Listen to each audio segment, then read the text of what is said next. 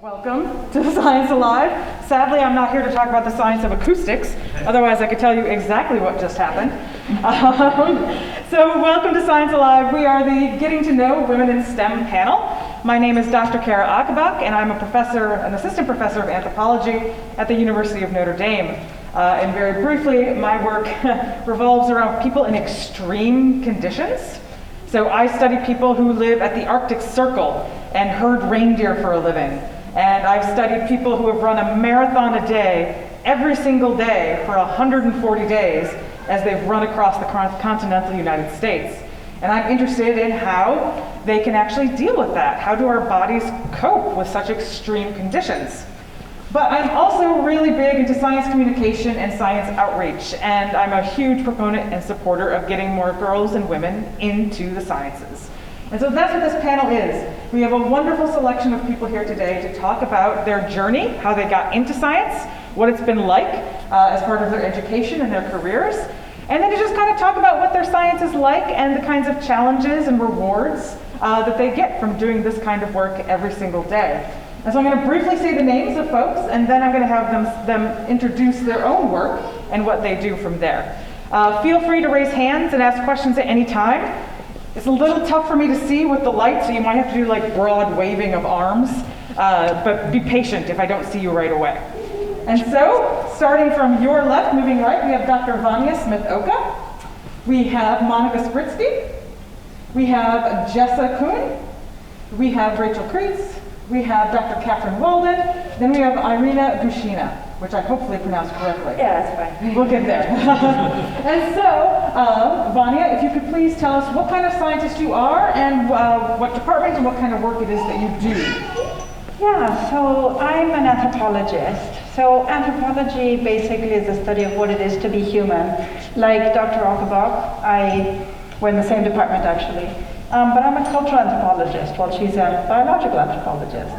Now, cultural anthropology study present-day populations, but anthropology can study anything from like past societies to present-day societies or societies anywhere across the world. I specifically study how doctors think. So how they are trained to do what they do, because, you know, doctors can be pretty stressed. They sometimes don't get enough sleep. And so, you know, they often are fearful of making mistakes, or they're sometimes grouchy with their patients. So I try to understand, you know, why they do what they do, and also trying to figure out ways to help them not do those things. So that's kind of my research in a nutshell. Really relevant to the kind of work that impacts everybody every day, so that's fantastic. Monica. So I am a chemist, and so everything that we experience is made of tiny little atoms and elements, and I study how those can be combined in different combinations to make important things like medicines, different types of carpet or flooring, all kinds of different things. I personally study medicine, specifically antibiotics, and how we can help healthcare develop better medicines to treat diseases. Another wonderful example of how relevant science is in everyday life and all parts of life. Jessa. Hi, I'm Jessa. I am a college student. I'm a senior undergraduate, and I'm in the Department of Biochemistry, and I'm currently doing research on cancer. And so a lot of what I do is kind of at the bench in a lab, like what you would think of with the lab coat and the lab goggles, looking at a protein that's involved in brain cancer, so that potentially in the future we can find some sort of therapeutic or like medicine for treating patients with that particular protein in their brain cancer. Thank you, Jessa. Rachel. Hi, I'm Rachel, and I'm a biologist. I study the biomechanics of the skull, which essentially means basically I study how diet's going to affect the shape of the skull, so it's kind of where physics meets biology. And I'm just a PhD student. Dr. Walton. Hi everyone, I'm Catherine Walden, and I teach computer science and data science classes at Notre Dame. So I help our students think about how do we give instructions to machines, how can we use computers and the systems to solve problems, to run tasks, how can we build things, while also understanding not just how the things work and how we build them, but the impact they have on people and communities in our larger society. And Irina. Yeah, hi folks, my name is Irina. don't try to pronounce my last name. It's Russian because that is kind of strange. So I am chemistry and material science student at the University of Notre Dame, and my work is based on clean energy. So I am studying different alternative sources of energy, basically solar cells, and I'm trying to find some very polar compounds in order to make the solar cells work better, and we can get rid of different other styles of energy in our lives. Thank you. And so what I really like about this panel is it represents kind of a broad range of where people are at in their science journey, from undergraduate to graduate, all the way up to folks who are full professor, assistant professor, teaching professor. So we represent the range of how the science journey. And what I would like to do is hear from you about your particular journey and how you got interested in what it is that you do, and then also how you decided to get involved. And so I'm going to pick on Jessa first, as our undergraduate, of what made you decide to pursue science and biology and biochemistry in particular, and how that kind of all came about. Yeah, well, my interest in science definitely started with science classes from like elementary school up to high school, from like making a model of a cell out of Jell-O to like high school projects in anatomy. I dissected a cat and some cow eyes, and that was pretty cool. And I always thought it was really intriguing how like we have different medicines and how they can work to treat disease in the body, and how there are many different biochemical reactions in the body. And it's like very small and precise, but like we can learn about that with like techniques that look at microscopic things. And so I always thought that was fascinating, and that's why I wanted to go into biochemistry and learn about biomedical research. And then, so how did you actually get yourself involved as an undergraduate? Because you work in a lab, as we have discussed. What steps did it take for you to maybe approach a professor or find different opportunities to do lab research? Yeah, so when I joined the University of Notre Dame as a freshman, I knew I wanted to do research, and I thought it was going to be really hard to find a lab as someone with no research experience. And with the Association of Women in STEM, I was paired with a STEM mentor, a grad student. She was a grad student in biochemistry as well, and she gave me the advice to look at the websites of all the different faculty members doing research in areas that I was interested in, and I emailed 10 different professors saying, like, hi, I'm a freshman interested in your research. I read your paper on this. Like, would you be willing to recruit a student? And 2 of them got back to me and interviewed me. And then I chose the one that had a wet lab experience. The other was more computational. I think that's a really good example of how you should never be shy to ask when it is you are looking for an opportunity or want to get involved in science. People are often much more open to bringing you on than you think they will be.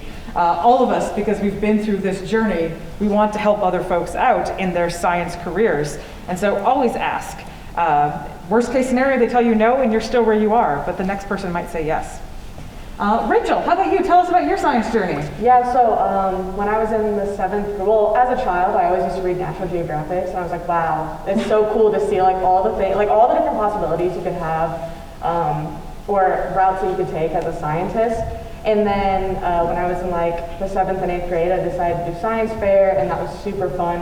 And I kind of continued that into college, and just like someone else sitting up here, I just approached a mentor that I had. It was just a college professor, and he said, yeah, come on and join the lab. And I ended up researching mice and pretty much how the diet that they consume could affect their jaw form, and that got me into looking for graduate schools to apply to, and I found the lab I'm currently in, which pretty much looks at the same thing, except for in mice, it looks at the effects in like primate skulls. So primates can be things like humans or gorillas or chimps, things like that.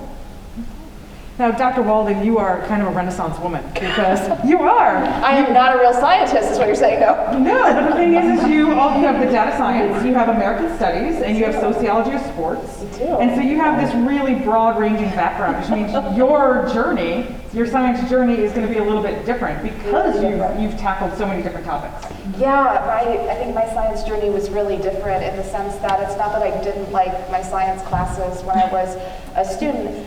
I think it was just, there were other things that I thought that I was better at. There were other things that I enjoyed more. And so when I got to college, it really wasn't on my radar at all that I might be interested in science more broadly. The flavor of science that I end up in is working with computers and machines and data and information. So even just understanding that that can be part of science and STEM too was something that I didn't always think about, that wasn't always clear to me when I was going through school. I took a computer class when I was a high school student. That was a while back, and I think things have changed in terms of people having access to computers, being able to work with computers at different points in your education now. So I think those changes are good. But for me, it really wasn't until I was done with college and I started teaching and I started doing kind of my grad school work where I really became interested in how can we use computers to, again, how do we give them instructions? How do we use them to solve problems? How do we understand the impact and the consequences that they have out in the world? And so, my work is not necessarily doing active research in a science area. It's thinking about how do we teach it and how do we bring other people into these spaces so that I'm of the opinion that anyone can be a computer scientist or a data scientist. These aren't things that are just for people who are naturally gifted in a certain way. So that's the short version, I think. It's a good version because it's a wonderful example of the many different entries into science, that there isn't this one specific path, nor is there one specific idea of what science is. It isn't just biology and chemistry, as so many of the folks think. And especially in a world that's becoming very big data driven, this kind of work is crucial, and I think we're going to see a lot more folks getting into it. Irina, I'm sure you didn't start as a child thinking, I'm going to be a material chemist. So tell us about your journey. Oh, it was actually funny. I just started my 7th grade in the high school. Oh, which school is that? And I just started my chemistry classes, the first chemistry classes, and I didn't understand anything there, basically. And our chemistry teacher was so angry at us, like, why you don't understand anything? And she decided, okay, I have extracurricular class after day, so if you want to be a little bit better, you can go there. And all of my friends and I just went there in order to don't make you angry, basically. And she's inspired us so much that most of us became chemists or something related to chemistry or science. So I think the most important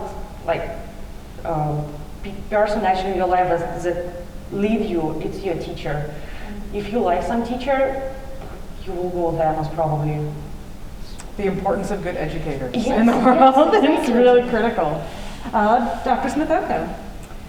Yeah, so I discovered anthropology much later in my career. As a child, I loved science. I was always asking why and how. It drove my parents crazy.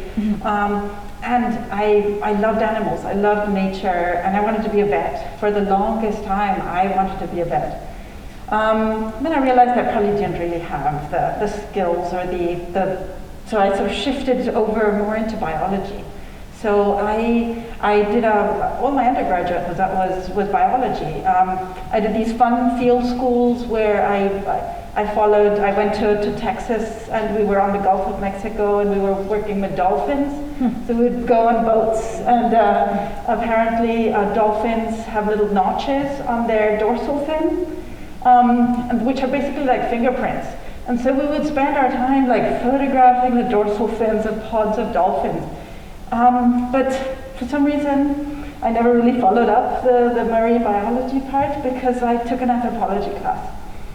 And it just sort of crystallized for me my interest in questions of why humans do what they do, but then also linking it to sort of larger questions of science. And I think for most of us, each step that we take kind of crystallizes more and more what our interests are. So myself 10 years ago wouldn't recognize why I'm studying doctors now if the person back then was much more interested in medicinal plants and why people use home cures for different things. So my career has been kind of windy in multiple ways, but at the core of it, science has been there. The winding road of interest in finding what's just right for you. And Monica. So my mom was great, and she did all these fun little experiments. We would make oobleck or homemade crystals and do all those things in the children's activity books that I'm sure y'all have all done, and I loved them. And I also had a very analytical mind. My mom tells a story of me at a couple months old doing an alphabet puzzle just by figuring out the pieces before I even knew what the alphabet was. And so I always had that analytical line of thought, and as I went through school, I really excelled in science classes, and then as I got higher in my education, I really focused in on chemistry and loved those problems and how you have to think. It's a little bit of math, it's a little bit of physics, it's a little bit of creativity and artistry, and I loved how all those pieces came together. And I came to Notre Dame to kind of hone in that talent, and now I want to just share that passion with everyone and teach other people how cool chemistry can be. When I hear that, I just think about the future college students that you will eventually be teaching, and how excited you're going to get them for the folks who maybe struggled in those classes to begin with. Having an enthusiastic, good teacher is really, really helpful. And so speaking of struggles, and I'm not going to go down the line, I'll allow you to speak up as you choose. Women in science face a lot of barriers. It is a field dominated by men for the most part, and even once women get in, there are a lot of other obstacles that we face as part of our career. And so I was wondering if any of you would like to share what those obstacles have been in your field and what experiences you may have had. Go for it. Yeah. So, of course, there is a field that's dominated by men, but it doesn't mean that women cannot be in this field. Of course, there were some obstacles. For example, my advisor, like in the previous universities, kind of said me that you will be leading this meeting because you have margin of error, for example, because you might cry and people don't want to see girls crying or something like that. Like, oh, so sweet. Samuel, thank you. So I think the most important here, don't try to behave like a man, because if you try to play in their field, you will lose. And girls have a special power, and you should use that power, and you can lead the world. That's what I think. That's kind of what I learned actually in Russia, because I can say it's a little bit more sexist country than this one. But at some point you start to ignore some stuff, or you start to modify your behavior, that people already think about you a little bit more serious as a researcher, as a scientist, and as they start to forget that you're a woman. Other stories? I had a similar story. When I was a senior in high school, each student was brought into, not the principal, but as like the person underneath the principal's office, and I remember they were just checking in with everyone, asking them what they want to do, and I said, I'm going to be a scientist, and like this is the field I want to go into. And it was a male, which was unfortunate, but he kind of laughed, and he was like, "That's like science isn't a good path for you, and like science, you're not going to get somewhere with that." And it's just kind of funny because like here I am today proving him wrong, because I'm now a graduate student at Notre Dame, and it's almost fueled me to work twice as hard. So even if someone tells you you can't do it, just believe in yourself and know that you can, and just keep trying. That's my message. I think one of the things I teach computer science classes for people who are learning those skills for the first time. Learning a new thing is hard, whether it's science or computers or math. So I think sometimes these ideas that you're just supposed to be able to understand something the first time, or you're automatically going to be good at it the first time you try to do it. If you imagine learning how to play a new sport, or play a musical instrument, or learn another language, all of those things are really hard when we're learning to do them for the first time. So I think one of the things that's both been true for me and something I really encourage for my students is it may not be your favorite thing, but the idea that you can't do it or you're just not good at it, we can try and things can get better even if they're not our favorite thing. I think also along with that is, finding people who do encourage you. So,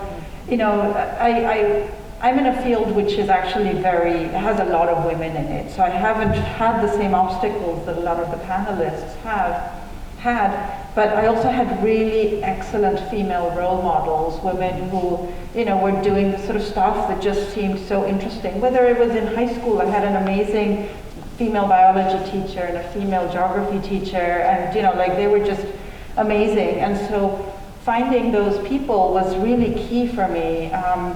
That I think a lot of people might, not know how to seek out people who can really guide them as to, what it is that one wants to do. Yeah, you really need to find your tribe in order to be successful just in life, but also to find success in whatever your career is. Irina and I are both chemists, and the chemistry department is one of those highly male-dominated fields and remain to this day. And so it's surrounding yourself by other strong, capable scientists that are women that you can refer to and work with and build relationships, and it impacts your decisions. I am working in a space and lab and experience where I have more female colleagues than I do male, because I found that niche within a more male-dominated department and group. But I found a place where I saw those people that I could relate to and talk to in a better way, and I find it helpful. And I mean, I've played male-dominant sports. I started golf in middle school, which is typically not as strong as a female sport compared to male. And those experiences carry on. So even if it's not science that you want to pursue, find something else where you're pushing yourself to grow and break barriers. It's also true that women have been having like more of a representation in like the fields in science, in particular in biochemistry, that I have seen. In my class of college students in the biochemistry major, more than half of us are women. My research mentor is a woman, and she's an amazing mentor. And I'm applying to graduate schools, and several of the other interviewees are women as well. So it's definitely like becoming more common for like it not to be as male-dominated as it has been in the past. And so there's a lot of opportunities for like women to find their places and to add their perspectives to the field. These are things, I mean, we've all had these experiences, and one thing I'd like to echo was Dr. Smith-Oka's of finding that support, and Monica, you said this as well, having support within that niche of speaking up for your other, peer women scientists. Dr. Walton actually just the other day spoke up on my behalf during a meeting where I was continually interrupted by somebody. Having men in the department interrupt or take ideas, or get paid more, those are things I've actually all experienced in my career. And so having a strong group of women to help support and speak up on your behalf when maybe you're feeling a bit cornered in certain situations can be really, really helpful. And so finding a strong group of friends and peers is so, so helpful. And so maybe we can shift to a slightly more fun, maybe. Let's do love-hate. I want to know, and maybe everybody wants to know, what is the thing you love the most about what you do? And then what's the thing that you just could really do without? The thing that frustrates you or you hate. I want to hear the high and low of your science. And let's go down the line, yeah. Okay. So I love mostly, I think, the freedom that you control your day, you plan everything you want. So today I will not go to the lab, today I will rest. And tomorrow I will work till 10 a.m. or 10 p.m. So you can plan whatever you want and how you want to proceed your experiment. And I think it's very nice that you don't need to sit in the office from 9 till 5. So you have some freedom to do what you want. And I really like that the work, like as a chemist, it's very diverse. So one day you're reading papers, another day you're spending all the day in the wet lab, another day you're in some group meeting and so on. So all the time something is going on. You are not just sitting, you're actually running and lose a lot of weight sometimes by just walking and doing some experiments. And what I don't like, I think as a PhD student, I don't like stress all the time, because whatever you do, you all the time think that you didn't do enough, because, oh, I should have done that better, oh, I cannot leave right now, I should finish that one, I should finish this paper, and so on. All the time you are thinking about the stress, and you cannot sometimes just get a rest. Even if you watch TV series in the evening, you still think that maybe I should read one paper more, and it will be enough. And it's never enough. Science will never end. That is a good point. We don't want it to end, though. But you do need a break. Dr. Walton. Yeah, I think probably the thing that I love about the work that I do, and my work focuses on teaching and helping students learn these things, is seeing folks kind of be able to build something or write a computer program that does the thing that you want. I mean, it's just like solving puzzles in that moment when you figured out how to make the computer or the machine do the thing, whether it's you are able to calculate something with math, or you're able to build a visualization or a diagram, being able to kind of hit run and see it happen and know that you understand what you wanted the machine to do and you were actually able to tell it is deeply satisfying when I'm able to do it for my own stuff. And it's also just a huge win. There are a lot of high fives in my classes when we get things to work. I think the thing that's really hard, another motto that I have in my classes is computers are stupid and require very specific instructions. So those moments where, sometimes the computer doesn't work, or sometimes the machine breaks down, or there's something like very specific if we didn't put a period or a comma or a quotation mark in the one specific spot where it had to be. So I think the other thing is just sometimes, computer languages or programming languages being able to give instructions to a machine. Computers are stupid and require very clear instructions. And I think that's frustrating for me sometimes because we're looking at it and we can't see it, and it looks right, but it's this tiny thing that matters to the machine that of course a human being wouldn't care about. Yeah. Rachel. So my favorite part about what I do is kind of weird, but I get to work with dead things all the time, which I know may sound a little strange, but there's so much that you can learn about an organism's life just by looking at the afterlife. So I work a lot with bones, which can really tell a lot. I've also had amazing experiences getting scholarships to go work in museums and things, which is super, super cool. And I would say the thing that I don't enjoy is probably a lot of the reading. I always want to know more, and there's always more to read. It does almost feel like it's never ending, and it just encourages me to try a little bit harder and read more. Before I go on to Jessa, I'm going to put you on the spot, Rachel, because I'm going to have you tell this story. What about when your advisor asks you to say, take care of the llamas on his farm? Please give us the setup as to why llamas are a part of your science. Do we need to act it out? Yeah, set it all up for us. So my advisor owns a ton of llamas, and every once in a while we go and help out to take care of them. Our lab does a lot looking at how feeding affects the biomechanics or how movement of feeding affects skull shape and things like that. And several papers have been done on his llamas alone just by recording them. But occasionally we're not using them for research, and I go and help feed them and things. And what I've learned is they're very hungry all the time, and if you don't feed them quick enough, they'll take their large necks and they'll kind of bump your back. And they'll be like, come on, let's go, give me some food. So they neck bump you. So llamas, potentially a downside of science every now and again, an unexpected one. But they are cute, so. Jessa, how about you? I think one of my favorite things about science is getting to work with other people in the lab, because it's not just what you might think, just sitting alone at a bench doing experiments all day. It's nothing like that. You have to communicate with other people in the lab to troubleshoot equipment if that is the case, or to talk about different projects that people are doing, or just other things that don't not science related. And you get to meet a lot of really cool people both in your lab and in the adjacent labs. You get to talk about cool science and also other things, so it's been great to get to meet a lot of people on the day-to-day.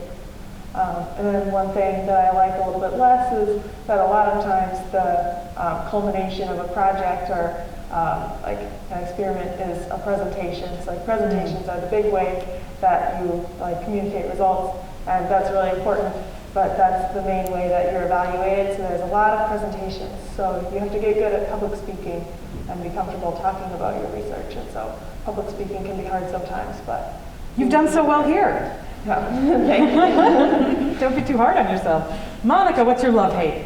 I love the light bulb moment, whether it's my personal light bulb moment when I figured out something very difficult, if it's teaching someone else and having them have a light bulb moment. It's when everything comes together and you're just like, wow, that's so cool.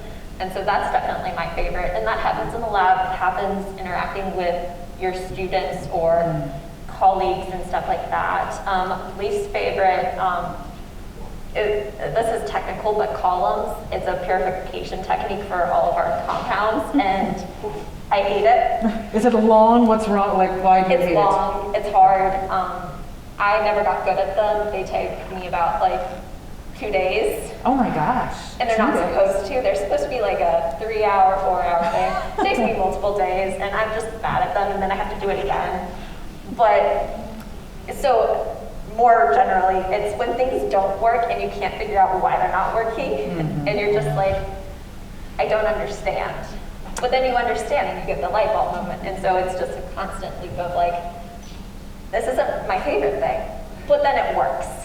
For me, the light bulb doesn't just turn on. It's like this slow increasing in light that'll take maybe 2 weeks before it finally gets to me. Yeah, that's why I work with undergrads. They have quicker moments. I don't have the quick moments. It's slow. Maybe it's my age now. Dr. Smith-Oka. Yeah, for me what I love is the field work. So a lot of my colleagues here work in labs. I don't work in a lab, I work out there. I get to travel.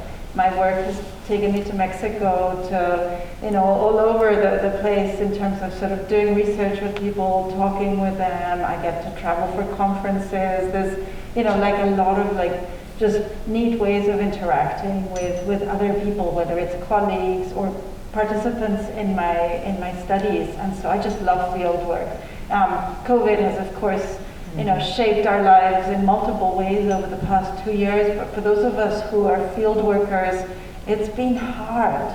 It's been hard, like stuck in one place for so long, and all my data is somewhere. Like I still need to go and talk with people, but I haven't been able to do that. So that's part of the hard stuff right now. In general, I just love what I do. I mean, it's going to seem real trite, but the stuff I don't like are meetings. Like sitting around, like talking about stuff that could have been an email, is a hard part of the life. But otherwise, I just really like what I do. I enjoyed the knowing laughs from everyone in the panel. We have all been in those meetings. Too. The audience knows what we're talking about. And so I have one last question before we open things up to the audience a bit more formally, and it's pieces of advice. If you had to give folks in the audience here hoping to pursue a science career, what advice would you give them? What have you learned along your way that you wish you had known at the start? And I won't go down the line. I'll let someone speak up when they're ready to go. Tenacity and courageousness, and just being like, I'm doing this and I'm going to do it, and not letting other voices get to you, because as women in STEM, you can have a lot of outside voices coming in, and just being able to ignore them and say, this is what I'm going to do. I'm going to do it to the best of my abilities, and maybe if someone's being helpful, take some constructive feedback, but otherwise, I'm here to learn and do my own thing, and I'm not going to listen to the haters. Love this. Boldness. It's great. What else? I think a similar thing to that is just not comparing yourself to other people. You know the work that you want to do. You push yourself for the things that you want to learn and grow. And when I think about some of the students that I work with at Notre Dame, some of them had high schools or junior high schools where they got to take all kinds of fancy computer technology engineering classes, and some folks didn't have that. So just recognizing that comparing yourself to other people in your class or other people that might be in your friend group is really not helpful. As I feel like folks have said, really understand the things that you want to do, the things that drive you, the things that you want to learn and grow in, and be committed in doing that, and not getting discouraged because others might be doing other things or might have an easier learning curve for the thing that you're trying to do. That's a really good lesson. The not comparing yourself to others is so hard to really learn how to not do that. Still telling myself this. Yeah. I'm guilty as well. Other folks. But science is fun, and science needs a lot of different voices. The stereotype of a scientist is a white man in a white coat in the lab, and yet you need a variety of voices. You need people from all kinds of backgrounds, because they're going to ask different questions than what has been already asked. They're going to bring their own perspectives. And so realizing that science isn't just done by one kind of person, but that science is a series of questions, a perspective, an excitement for explaining and understanding the world around us, so not being limited by what one sees as the sort of archetype of the scientist. Science benefits from a variety of voices. It makes for better science. Yeah. I would say, take as many opportunities as you can, and it's okay if what you want to do changes, because, since I was little, it was like, I wanted to be a vet, and then I wanted to be a doctor, and then I wanted to be a park ranger, and then it was like, oh, but now I learned that, what science is, and doing research, and so I went that avenue. And just as you said, it changes. You can always change the path you are taking, and just do what makes you happy. Yeah, I was also going to say trying new things, trying out anything you might be interested in. And I would say, like, don't be afraid to ask what might be a stupid question, because a lot of times it's not. And even if it is, you're learning something, and probably other people might be too if they're also in the room. So I would definitely recommend trying different things, because you never know what might interest you. You might try something you think you're not going to like and then find out you love it. So I would recommend trying whatever opportunities you might have available.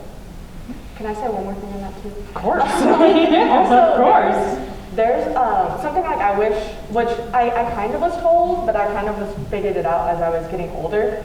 There's a lot of scholarships out there. So if you want to do something, like as long as you can get access to the internet and you can look up scholarships, I mean, everything I did when I was in high school, I mean, I got a fully funded trip to Yellowstone to do service and research. And so people will pay you to go do that stuff. So always look for opportunities because they're out there and people will pay you to go do those fun things. Anything to add on that? I can add a phrase from romantic field, like believe in yourself, basically. Because if you think that you are not good enough, you are like not very good at public speaking, or you don't know enough, just fake it till you make it. Like this one. That just speak with like her self-esteem and show that you are good, and people will like you more, and you will really reach more in your life if you just believe what you are doing is right, and that's what you like to do. That's a good one. All right. Do we have any questions from the audience? Yes, nice and loud, please. Have you ever had to address the glass ceiling in your meal? Is it more of like we don't talk about Bruno, like we don't talk about money? I always appreciate a good "we don't talk about Bruno" reference. Thank you. I mean, yeah, I think science, definitely. The glass ceiling, the idea that, there's a kind of limit to where people might be able to rise up. I think it's very common. We have a similar metaphor with the leaky pipeline, where you have a lot of people starting at the bottom, who are, might come from underrepresented groups or women, and then as they move up the pipeline, they get leaked. And the same thing with the glass ceiling. There's going to be many more men who are leading things in science. You look at any of the, primary universities, most of the presidents and provosts are male, so have I personally experienced it? Not at this point, but it's definitely going to be there. I can pipe in a little bit because I'm actually now guilty of it to some extent. Women in science often get asked to do a lot more service because they want, a diverse committee on X, Y, and Z. And there are fewer women, which means those women end up getting put onto those committees. And of course, I have asked you all here today, and I'm asking you to do service for women in science. So that is part of it. And I had briefly mentioned it before, but in a previous position, I was paid less than a male with less experience than me. And that shouldn't happen. That shouldn't happen at all. And so I have actually seen that personally. And the service kind of thing is because we are asked to do more service, that's less time taken away from research or teaching prep. The kinds of things that the universities look at more closely when promoting you to higher levels within. And so they burden you with more and then punish you for doing the work they asked you to do, basically, in many ways. Other thoughts on that? I agree with the leaky pipe sentiment. I didn't feel the differentness of being a woman in STEM until I came to graduate school, and I've still found my place in this and my place as a woman in STEM. But the higher you get into these, the more you can feel it, and I didn't feel it until I started graduate school.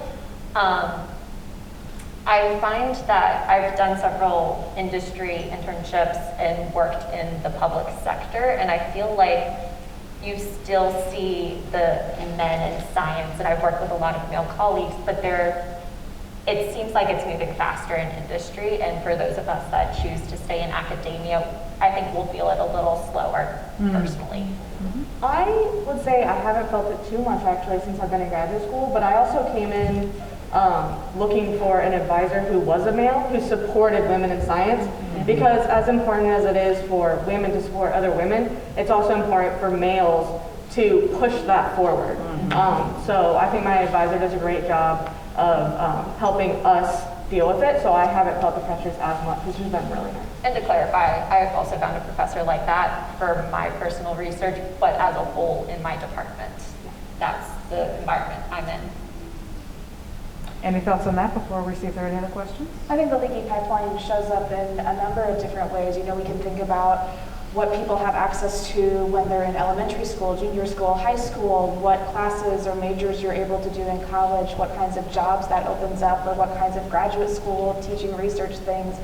I think a few folks have mentioned, you know, we're starting to see more women in STEM, and I think that's great, but it's also recognizing that there are all of these other dimensions and voices that we have to be thinking about, you know, do we have people who are Black, Latinx, Indigenous, from communities of color, who represent different socioeconomic backgrounds, who represent different gender identities. So even just thinking about, while we might be seeing more women, we have to think about, like, yes, that's one piece of the puzzle, but to points that Dr. Smith has made, like, we need all of these voices at the table to be able to have the best research and the best conversations and move this work forward, and we've got a lot of room to grow there. It's a wonderful point. Thank you for bringing it up. Any other questions from the audience? Yes, sir. Nice and loud. As a parent of two young girls, you know, I've seen the studies that the interest in science kind of tails off for many girls. And how can I encourage that without forcing them to go into science, but to encourage their interest in it so that they don't tail off and leave that to the wayside? Any advice? I'm going to look at Dr. Smithoka a little bit, just because I know your daughter's in the audience. So I might be putting you on the spot as, I believe, the only mother on the on the panel, I believe. So you might have a bit more insight on this. And I'm going to put her on the spot. But, that's a really good question. You know, and currently my daughter's in middle school, and her favorite teacher is her science teacher, and he's a wonderful Black man who, you know, has really, like, you know, he's introduced her to just I don't know, she just loves science, and it's her favorite class. Like, she's very artistic, but suddenly her favorite thing is science, right? So ideally, of course, one has a teacher who, like, represents, you know, diversity and introduces kids to just all these different ways of thinking. And, you know, so I don't have a good answer for you. You know, like, good teachers, we've spoken about that already. Making sure that, you know, maybe coming to events like this, having good role models. But, I mean, I also am an anthropologist who focuses a lot on the humanities. So, like, you know, we've got this wonderful STEM stuff here, but, you know, artists are important too, and so are historians, and so, you know, is science the only way of thinking about stuff? No. And, you know, like, having kids who are curious and excited about understanding the world, whether that's through science or art, I think that's kind of my goal for my kid. You know, I don't know if that answers your question. And to tack onto that, I just want to say, like, once you start growing up, you don't want to feel like girls are shamed for any interest. And if they're interested in, like, makeup or beauty and stuff like that, find the science or find the things that are interesting about that so that they can learn more about it. There's so much, specifically chemistry, because that's what I know, involved in beauty products and hair care and all of these things. And if you're continually taking their interest in and tying it back to all of the things that are cool, and even if it's artistic, you can go into marketing of those products and how do you convince people to buy stuff. And it's just always conveying what they see and interact with and enjoy with what it's going to turn into for their future, whether it's being a scientist or being a marketer or being a business person in general. It's about connecting those things so that when they get into the big bad world, it's not scary and they've seen the path to what they can do and what they can accomplish. Rachel, you had a... Oh yeah, I was just going to say, I think the first, like, you've already nailed the first step, which is being open to, like, all those things. And the second thing is just something my parents did that I really, really appreciate is I would come to them with the craziest ideas. I'd be like, yeah, I'm totally gonna, you know, go collect all these worms outside and make sure that they're like living in this area or whatever, like something crazy, right? And like my parents would be like, okay, like, go do it, like, yeah.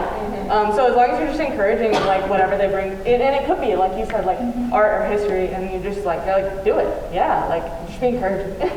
Well, and I want to echo the point about role models. You know, we think about whether it's education or learning that happens in the classroom or other kinds of activities.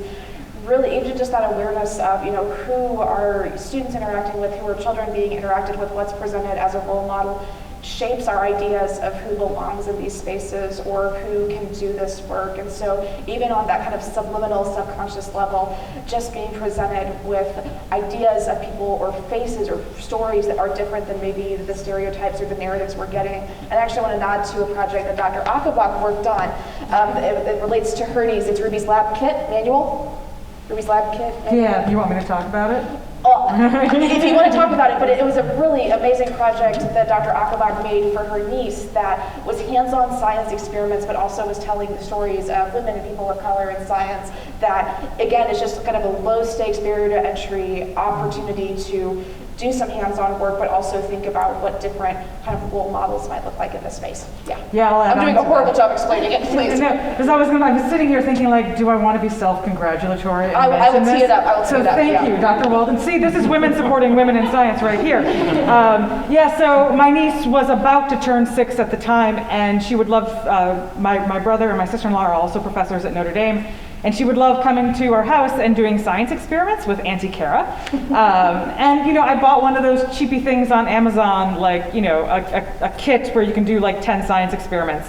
And we ran through that in like an afternoon, because that's what they take. And her birthday was coming up, and I asked my brother, hey, you know, what does Ruby want for her birthday? And she wanted more science experiments. So I went on this journey of trying to find a good kit to find nothing good at all. They would always basically equate science with magic. And I have a deep core issue with equating science and magic. So I decided to create my own lab manual and then get together all the materials for her. And the reason I bring it up is that lab manual is free to access on my website. And I know the library last year for Science Alive put it on their website as well. And so if this is something you want, I can gladly email you the link if you come up and talk to me after the fact. But one of the important things, along with everything else, and whether it's science or otherwise, is keep encouraging your children to ask questions. You know, the why might get really annoying, but that's a thing you don't want to pat down. You want to keep them asking questions, because that's the basis of what we all do, is finding that good question and then figuring out a way to get to an answer. That also, I think, encourages kind of, we want children who are bold and who are brave, who are willing to kind of learn new things and try things that might not go well the first time within reason. And so being able to ask kind of relentlessly those how and why questions, whatever path that takes them down, opens up all of these horizons for the things that they're inspired by and drive them, whether that's STEM or anything else. It's wonderful. Any other questions? Because I think we're slightly over time. I get worried. Any other questions? Then I'm going to ask a real brief one. This is going to be a quick one as a wrap up. What do you do to balance yourself that's not science? So tell us something fun you do in your life that gives you balance and happiness outside of your work. I love gardening. I have a brown thumb. I kill everything, but I try. And, you know, winters are hard, but I love the spring in South Bend. I have a dog named Oliver that I like to cuddle and play with, and I also love reading fiction, and I'll just find a wonderful story to dive deep into. I've been doing that more recently, but TV, yeah, that's pretty much it. What are you reading right now? I've been reading. Uh-oh. I was like, did I put you on the spot? I've been doing a bit of paranormal, so it's about bear shifters, so people that can turn into bears. That's really exciting. Yeah. Jessa, what are your hobbies? I will promote for you that she's in the Notre Dame band, so that's one thing. What else do you do? Well, yes, I do play trumpet in the band, so there's a lot of band activities. I play in the hockey band. We have hockey games this weekend. And I'm also a ballroom dancer, so our group is performing actually this evening, and we do a number of performances and just club lessons weekly, and then some competitions, and we're actually hosting our own competition this spring. Other than llamas, Rachel.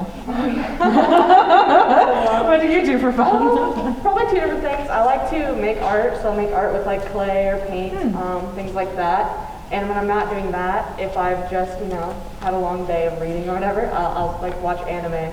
Okay. I have 2 cats and a dog, so lots of furry creatures running around the Walton house. And I'm also a big fan of baking things in the kitchen and making things, candles especially, is one of my recent things, yeah. As somebody who has gotten 2 of those candles, I can say she does an excellent job of candle making. Irina. I like cooking a lot. It's another style of chemistry, but you can eat it afterwards. I like it a lot. What else? I do a lot of sports. I love the gym in Notre Dame. Gosh, it's also fun.